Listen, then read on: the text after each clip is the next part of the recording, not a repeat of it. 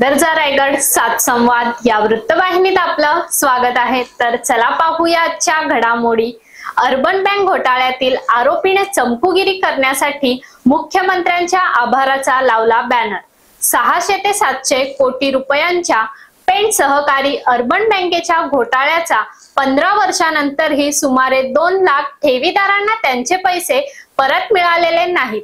त्यामुळे मुख्य आरोपी बँकेचे माजी अध्यक्ष शिशिर धारकर यांनी मुख्यमंत्री देवेंद्र फडणवीस आणि भाजपचे सांस्कृतिक मंत्री आशिष शेलार यांच्यासह पेण शहराच्या अवंती कॉर्नरवर एक बॅनर लावला आहे।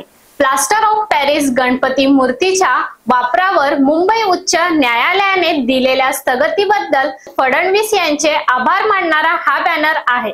यामागील हेतू फक्त आणि फक्त चमकुगिरी करणे हेच आहे। आगामी काळात येणाऱ्या नगरपालिकेच्या निवडणुका डोळ्यासमोर ठेवून धारकर समर्थकांनी केलेला हा कांगावा आहे, जेणेकरून बाप्पाच्या या नगरीमध्ये धारकरांना सहानुभूती मिळेल। परंतु अर्बन बँकेच्या आर्थिक घोटाळ्यात माकलेल्या धारकरांना हे माहित नाही का, आपल्या बेजबाबदारपणामुळे आणि चमकुगिरीमुळे अनेकांचे संसार उद्ध्वस्त झाले आहेत। साधारणतः 2010 ते 2025 हा 15 वर्षाचा कालावधी निघून गेलेला आहे। त्यामुळे लोक विसरले असतील असे धारकरांना वाटत आहे। आभाराचे बॅनर लावून आपण मुख्यमंत्र्यांसोबत आहोत अथवा मुख्यमंत्री आपल्या सोबत आहेत असे दाखवण्याचा ओंगळवाणा धारकरांचा आणि धारकरांच्या समर्थकांचा प्रयत्न आहे।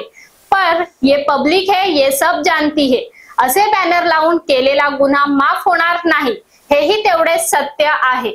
तर अशाच अनेक ताज्या घडामोडी पाहण्यासाठी गरजा रायगड 7 संवाद या वृत्तवाहिनीला सबस्क्राइब करून बेल आयकॉन वरती क्लिक करा। धन्यवाद।